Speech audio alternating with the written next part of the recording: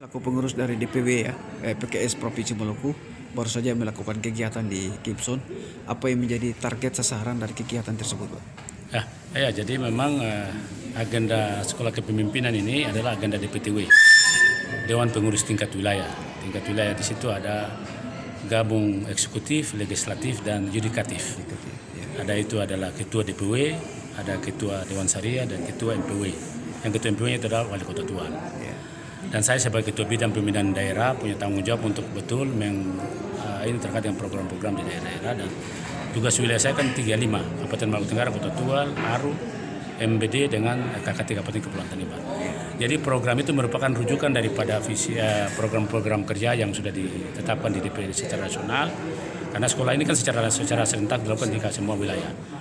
Dan tadi juga diikutkan dengan pelantikan DPC, karena target kita adalah DPC ini 2021 itu kan semua DPC yang ada di Maluku itu sudah terbentuk.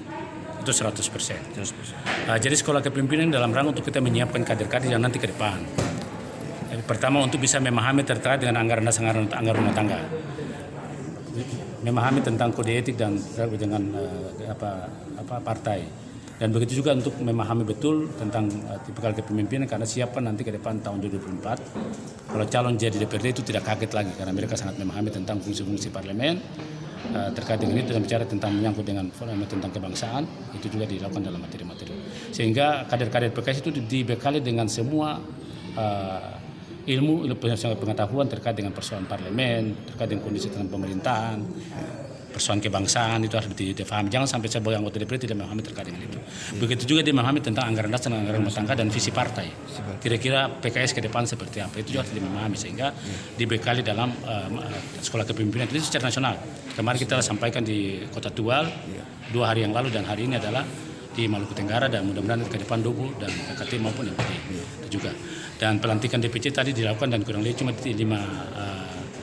3 DPC, yaitu DPC Kekecil, DPC Manyeu, Kecamatan Manyeu, dan DPC Kecamatan Hotserbai. 3, dan mudah-mudahan waktu itu bagian daripada konsultasi, karena target itu, sehingga sebagai ketua bidang pembinaan daerah memastikan semua program-program yang sudah dilewat proses rapat kerja daerah itu harus dilaksanakan tahapan-tahapan, karena memang di partai ini semua program harus dilakukan. Tidak bisa kalau satu ditinggalkan, maka pasti ke depan mendapatkan program-program baru lagi.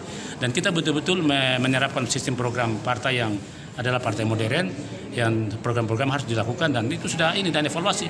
DPP minta evaluasi DPW, dan DPW pasti melakukan evaluasi terhadap DPD. Dan biasanya kalau lewat DPD itu saya adalah bidangnya yang harus targetkan, harus program itu harus, sehingga kalau memang tidak di sini maka agak sedikit sulit, dan saya punya tanggung jawab untuk segera harus melakukan program-program itu. Sehingga ketua bidang punya tugas untuk melakukan pembinaan, koordinasi, mengevaluasi semua program-program yang dilakukan oleh DPD yang merupakan adalah kesepakatan ditetapkan dalam rapat kerja daerah. Dan sesuai dengan target kursi mereka, karena mereka punya target adalah 3 kursi ke depan. Dan target kursi itu cuma target, maka diresponi dengan program-program itu.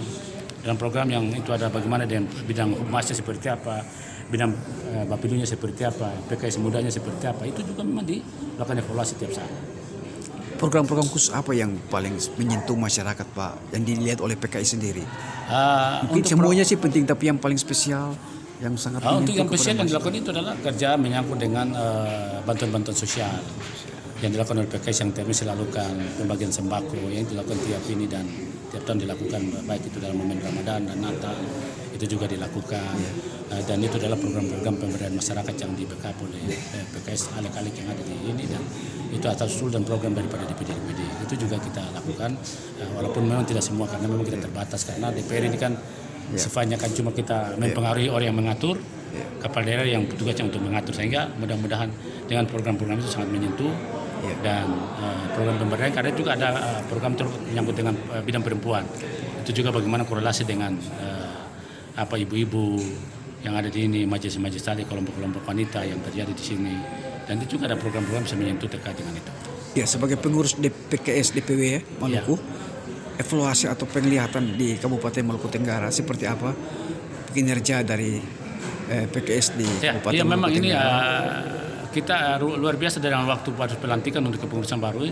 Mereka sudah melakukan program-program yang memang sudah dilakukan dengan baik, dan konsolidasi mereka juga sudah tahapan-tahapan, dan ketika proses DPD pelantikan, dan mereka sudah melakukan itu, dan program-program yang itu sudah dilakukan.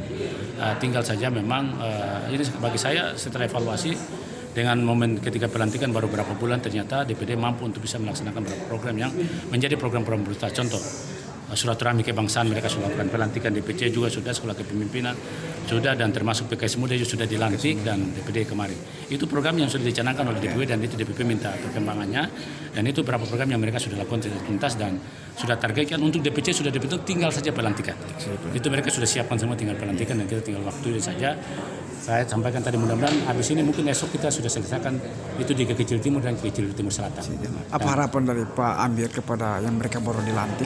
Ya, harapan saya kepada mereka bahwa yang pertama kan mereka ketika masuk di PKS ini kan tidak tanpa dipaksa. Dan itu kesediaan masing-masing. Ketika masuk kami harapkan adalah betul mereka bekerja betul-betul, karena itu adalah semangat dan membantu PKS dalam rangka memenangkan partai ini, terutama kursi di parlemen yang target ada 3 kursi, karena mereka adalah perpanjangan daripada DPD yang bisa juga mendengar aspirasi masyarakat yang ada di masing-masing kecamatan, dan nanti juga bisa menyerap daripada desa untuk bagian untuk meneruskan kepada DPD, dan DPD meneruskan kepada ALEK, baik itu ALEK kabupaten maupun ALEK provinsi. Ya Pak Amir, tadi untuk persiapan untuk legislatif ya, 2024 untuk pilkada seperti apa nanti? Karena memang ukuran pilkada kan tergantung sampai zaman rekrutmen kursi kita pada Pileg 28 Februari 2024. Karena itu ukurannya. Jadi kita hari ini belum bisa. Yang penting ini kita bekerja maksimal. Karena kalau kita bicara padanya juga kursi PKS juga tidak memenuhi target sesuai dengan itu. Karena di sini minimal kan 5 kursi. Maksimal ada minimal 5 kursi di sini karena 20% ya. Jadi itu 5. Oleh karena itu memang ya kita boleh punya anak-anak untuk mimpi-mimpi itu apapun, dan tinggal juga kan pasti kita melakukan evaluasi terhadap kerja itu. Kalau memangnya kita tidak bisa, intinya kalau hari ini masyarakat ini masih ini dengan tingkat pemerintahan sekarang dan ketika itu responnya positif, ya kenapa kita tidak bisa melakukan? Tapi ternyata ada respon evaluasi masyarakatnya, ternyata ada negatifnya, ya pasti kita juga kita bisa diskusikan. Ini itu bagian hal biasa, tapi kita belum bisa bicara karena kita adalah sekarang fokus perhatian PKS adalah bagaimana menargetkan 3 kursi itu. Itu fokus kita.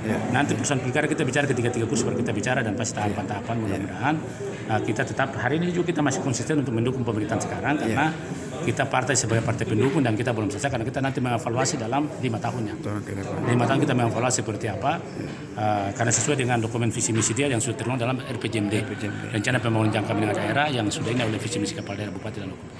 Buat sekarang kita mendukung dan tinggal kita melakukan evaluasi. Tapi target kita adalah kursi kita 3 kursi dulu. Kalau kita tidak dapat baru kita bicarakan seperti apa, dan ternyata evaluasinya adalah ada masalah berikan penilaian positif ya. Jadi kita belum bisa mentargetkan menyangkut dukung siapa maupun tidak, tapi tergantung hasil kerja masing-masing. Ya mudah-mudahan bupati-bupati fokus untuk membangun sekarang sampai ke 2023. Ya nanti kalau itu adalah positif, saya yakin dan percaya pasti kita tidak segan-segan untuk itu. Tapi ternyata ini ya kita pasti diskusikan juga terkait dengan itu. Ya Pak Amir, partai PKS ini perubahan ya, partai terbuka ya. Mungkin bisa menjelaskan sedikit arti terbuka itu? PKS maksud terbuka adalah kita kan selama ini kan orientasi kita kan orang seakan-akan kita adalah terbuka. Dia terbuka, maka kita harus menerima semua entitas masyarakat kita. Jadi kita menerima juga kan sekarang ini kan kita menerima teman-teman. Kemarin kan caleg juga kan ada teman-teman dari non-muslim juga ikut. Dan kita juga sama dengan partai-partai lain. Jadi bagaimana memahami tentang bagaimana untuk menjaga mengawal NKRI kita. Dan negara Kesatuan Republik Indonesia, dan 4 pilar kebangsaan itu kita jaga, dan itu bagi PKS itu adalah hal yang wajib dan itu sudah final seperti itu.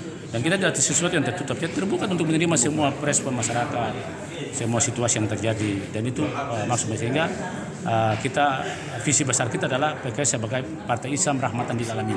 Jadi rahmat bagi semua orang, tidak membedakan. Dan kita contoh di KKT MBD juga ada teman-teman DPR yang dari saudara yang lain, dan itu kita tidak ada. Kadang tapi ketika orang masih masuk dengan serangbat ternyata kita tertutup, berarti itu tidak ada, kita tidak bawa agen-agen tambahan, tidak ada misi tambahan dari situ. Tidak, kita sama untuk bagaimana memperjuangkan kepentingan masyarakat kita, terutama adalah bagaimana meningkatkan kesejahteraan masyarakat yang ada di negara Kesatuan Indonesia pada umumnya, dan khususnya adalah di Maluku. Itu yang kita harapkan terkait dengan itu. Ya, kita terbuka untuk semua orang, semua kalangan, tidak ada pilih kasih kan. Sudah sekarang kan lihat pengurus DPC semua yang Manyeu semua kan saudara sebelah. Dan dari dulu memang semua sudah ada, KG besar juga seperti itu kan sudah ada. Cuma kan orang ya kadang ini saja, tapi kita sudah terbuka dalam hal begitu. Jadi tidak ada sesuatu yang tertutup dan tidak ada orang bilang ada misi tambahan di balik itu, saya tidak ada. Kami tetap konsen dan itu kami terbuka, acara-acara terbuka, tidak ada itu.